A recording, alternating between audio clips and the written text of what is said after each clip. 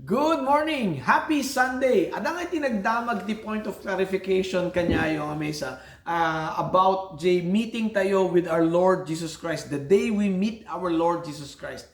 Para kanya tayo nga, at ti pamati tayo kini Apo Diyos, at ti pamati tayo kini Jesus Christ, okay? We will meet our Lord. Kita tayo kini Apo Diyos on two occasions lang, dua lang. Okay, the first, numatay tayo. Okay, numatay tayo, makita tayo ni Apo Diyos. Kung ni Paul, it's 2 Corinthians 5:8. Yes, we are confident and would rather be away from these earthly bodies, for then we will be at home with the Lord. So, marpas tayo ngay angas jelas ka angas tayo. Isumot iti rugi, iti biyag tayo with our Lord Jesus Christ. We will be at home with the Lord. Di Espiritu tayo, apan kini Apo Diyos, ng jabagi tayo, mabati dito'y lubong. Okay. Now, the second way nga makita tayo ni Apo Diyos is no agsubli ni Apo Diyos, we call that the rapture of the saints. Dito iti pinagsubli ni Apo Diyos, nga po di langit. Di 1 Thessalonians 4:13, dito iti kunana. And now, dear brothers and sisters, we want you to know what will happen to the believers who have died, so you will not grieve like people who have no hope. For since we believe that Jesus died and was raised to life again, we also believe that when Jesus returns, God will bring back with him the believers who have died. We tell you this directly from the Lord. We who are still living when the Lord returns will not meet him ahead of those who have died. For the Lord himself will come down from heaven with a commanding shout, with the voice of the archangel, and with the trumpet call of God.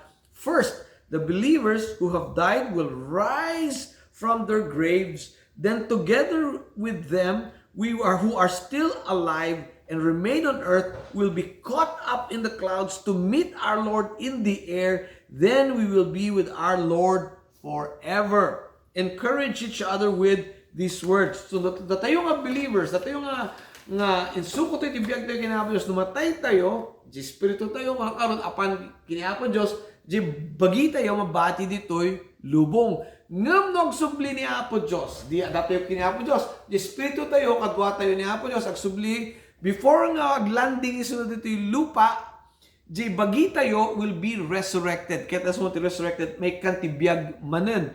Tapos ag sinabad di Espiritu tayo, kung di bagi tayo, ijay langit, di clouds. Nga iti bagi nga dito, hanga di old nga bagi tayo, hanga dito earthly body tayo.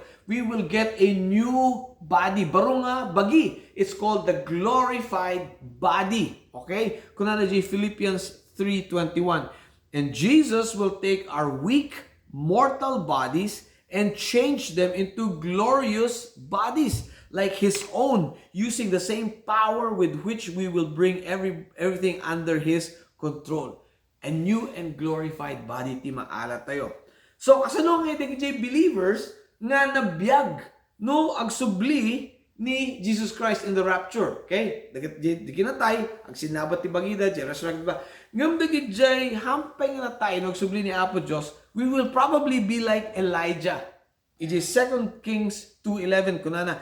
And as Elijah and Elisha were walking along and talking together, suddenly a chariot of fire and horses of fire appeared and separated the two of them, and Elijah went up to heaven in a whirlwind. Ni Elijah napan straight to heaven. Hana nga mapadasan iti physical death. Hana napadasan iti matay. Okay.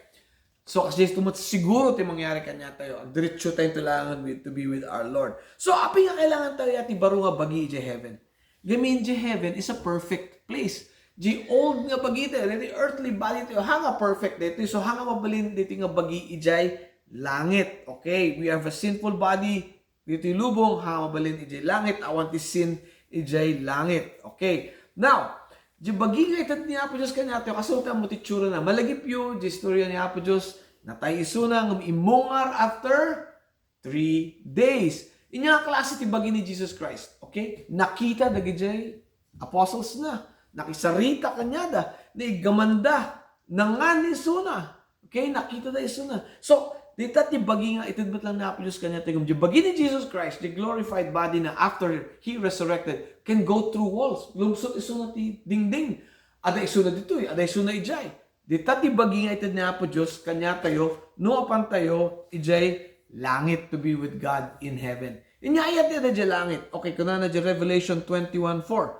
God will wipe away every tear from their eyes, and there will be no more death, or sorrow, or crying, or pain. All these things are gone forever. So, awalan ti pain, suffering, death, sorrow, crying. Ngumamuyo, inya ti best part iti langit, the very best part about heaven, is we will be in the presence of God Almighty. Kadwa tayo ni Apo Diyos. Kuna na dyan Revelation 22:5. And night will be no more. They will need no light or lamp or sun, for the Lord God will be their light, and they will reign forever and ever. So, kati ko na ni Paul, Philippians 1:21, the key verse tayo dating a week. For me, living means living for Christ, and dying is even better. Ano yung word nga better? Best of the best tiket na sa data. So that's the best day. Dito yung biyag tayo, dito yung lubong filled with sorrow, pain, loneliness, struggles. Tapos every now and then, at tatibasit ba't nga happiness nga. Tapos struggle man yan. Kasta.